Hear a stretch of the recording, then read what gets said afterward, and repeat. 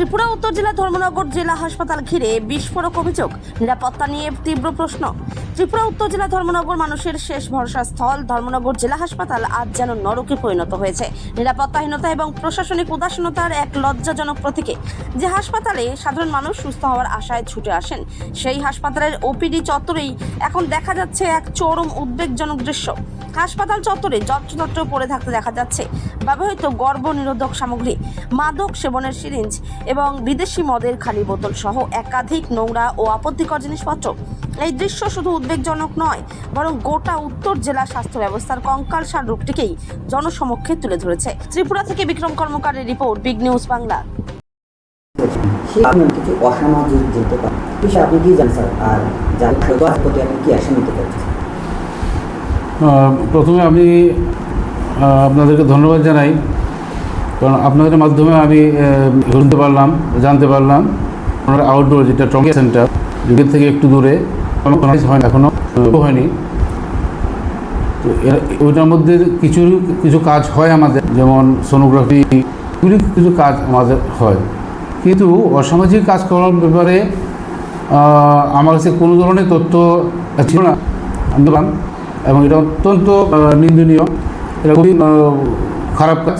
আমি নিশ্চয়ই এর তদন্ত করব এবং দেখব যদি কেউ পাওয়া যায় দোষী হয় তার এগেইনস্টে তাকে শাস্তি দেওয়ার যথেষ্ট চেষ্টা করব। স্যার, যারা এখানে দায়িত্বে আছেন, কেউ দায়িত্বে আছেন স্যার, তিনি কি সেই সম্পর্কে জানেন স্যার? আপনি কি অবগত ছিলেন যে এই সব ব্যাপারে? দেখুন, ওখানে যে দায়িত্বে যারা আছে, চাবি থাকে আমাদের সিকিউরিটি পার্সোনালসটার কাছে চাবি থাকে। যখনই আমরা যাই বিভিন্ন জায়গাতে, তখন সিকিউরিটি পার্সোনালসরা আমরা খবর দিয়ে দিই। ওরা বিভিন্ন রুম, যখন যে রুমটা দেখার দরকার আমরা দেখি। কিন্তু এই যদি হয়ে থাকে, যদি সিকিউরিটি পার্সোনালসটার কাছ থেকে চাবি নিয়ে যদি কেউ কোনো অসামাজিক কার্যকলাপ করে থাকে, নিশ্চয়ই তার বিরুদ্ধে ব্যবস্থা আমরা নেব। স্যার, আমরা পাশাপাশি তাও জানতে পারলাম যিনি দায়িত্বে আছেন তিনি বহিরাগতকেই হসপিটালের ভিতরে আসছেন, সেই সম্পর্কে আপনি কি বলবেন স্যার? সেটা আমরা তদন্ত করে দেখা যাবে কী করা যায়, ব্যাপার কতটুকু কী হয়েছে এগুলি আমরা দেখব, খতিয়ে দেখব। ঠিক আছে স্যার, ধন্যবাদ।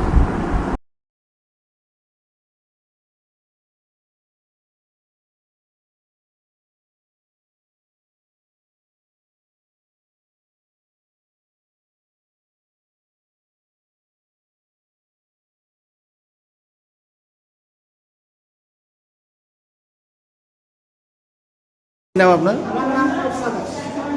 আপনি কি হসপিটালে মানে কোনো কী কাজ করেন? আমরা কোনো এই বাথরুমের মধ্যে দেখলাম, ট্রমাসেন্টারের বাথরুমের মধ্যে খুব মানে নোংরা জিনিস রাখা। এখানে আমরা এটা ডেইলি ফালাই, আমরা ফালাই। এটার দায়িত্বে আছে সমীরণ, সিকিউরিটি আর অদ্ভুত। তারা রাত্রে পাইটি করে এই ধরনের মদ খাইয়া পাঠায়। এটা আমি আগেও কইছি, আগে বুধবারও কইছি, মন্ডলের সামল রাহুল তারা মিটিং করছে, মিটিং করে ডিএমরে জানাইছে, কইছে যে ইলেকশনের পরে যা করা করইব। তখন তো রাহুল মারা গেছে, আর রাহুল থাকা অবস্থায় এইগুলো আসতো না। তখন রাহুল মরার পরে এইগুলিও চলতেছে। আর খালি এটি না, তোমার ইমার্জেন্সি যে সিকিউরিটি অদ্ভুত বাতিছি, তোমার পাবলিকের টিকিট দিত না প্রেম করতো, বিএসএফের লগে সিকিউরিটির প্রেম। এটা নিয়ে অনেক ধরনের বিচার হয়েছে, আচার হয়েছে। আমরা মাঝখানে ফইরা তাদের বাঁচাইছি। হ্যাঁ, অনেক ধরনের ঝামেলা চলছে। তখন তো আমরা কোনো আমার যাওয়ার জায়গা নাই। আমরা কিনা করবো, আমরা তো ডেইলি যাবো। মদের বোতল তো 5টা 6টা করে আমরা পালাই, কেন আমরা কাজ করে আমরা ফেলাইতে লাগবো। খালি তা না, সন্ধ্যার পরে এই ট্রমা সেন্টারটা বন্ধ থাকে না? এটা বন্ধ করে না, আমরা কেউ জানাইছি না। আমরা কারে জানাইতাম? এমএস স্যাররা জানাইছেন যে আপনারা জানাইছি না, আমরা আপত্তিকর জিনিস যেরকম পান। জানাইছি।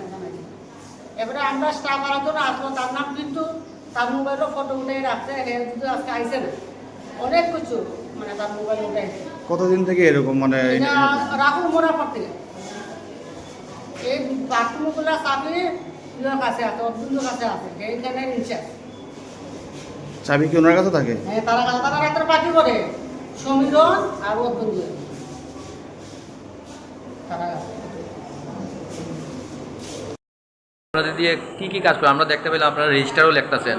আমরা রেজিস্টার লিখি, তারপরে জিডিএর মানে জিডিএর যত কাজ আছে আমরা করি, যেমন স্ট্রেচার টানা, হুইল চেয়ার টানা, যেমন কোনো পেশেন্ট পার্টির সঙ্গে যদি কেউ না আয়ে আমরা তারারে সাহায্য করে উপরে লইয়া যাই।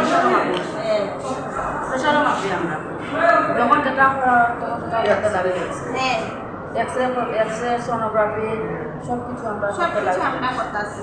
ওপিডি কাউন্টারও আমরা লিখতে লাগে, ইমার্জেন্সি কাউন্টারও আমরা লিখতে লাগে। শুধু আমরা এক্সরে টেকনিশিয়ান না, কিন্তু কাজ আমরা সব করতে লাগে। এর মধ্যে আরপিএসের যে কল্পনা, তাই অনেক সময় আমরা লগে লাগালাগি করে, যেমন আছে না যে কোনো কিছু লইয়ে দেয় আমরা খুদাইব, তারপরে হইব সিকিউরিটি এইটা করে, সিকিউরিটি হই করে, সিকিউরিটি কোনো কাজ করে না, নানান ধরনের কথাবার্তা হয় আর কি। আমার তো বেতন হয়েছে 3 মাস পরে বেতন হয়, কোভিড ভ্যাকসিনে আজকে খাল লাগি বেতন পাইছো। আমি তো বলি তুমি তোমার লাগবে, তুমি এমন একটা কাজ করো তো পুরো মাসে বেতন আমরা দিলাম, 3-4 মাস আটকাই দিলা না, তুমি একটা বেতন দিলা দেখি তার কাজ করে, কিন্তু আমরা প্রত্যেক 3 মাস পরে পরে পাইয়া যাই। মানে আইতে খুব ইনসার করে আর কি আমরা। তাই যেমন এমনি সারা মনে আমরা অর্ডার দেয়, এটা করো এটা করো। এবার স্যার আপনারা জিজ্ঞাসা যে আমরা কিটা কাজ করি, কিন্তু আমরা যেগুলি কাজ করি ডিটি দিয়ে কাজ করি।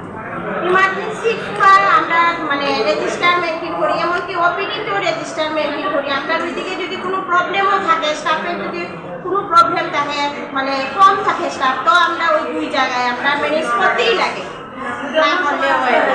খালির সময় আমরা পাই না, আমরা খালির সময় পাইতে গেলে আমরা শরীরে পাঠাই দিলাম, তারপরে তারা খালি দিয়ে দিব, সুযোগ দিব। গতকালকে একটা নিউজ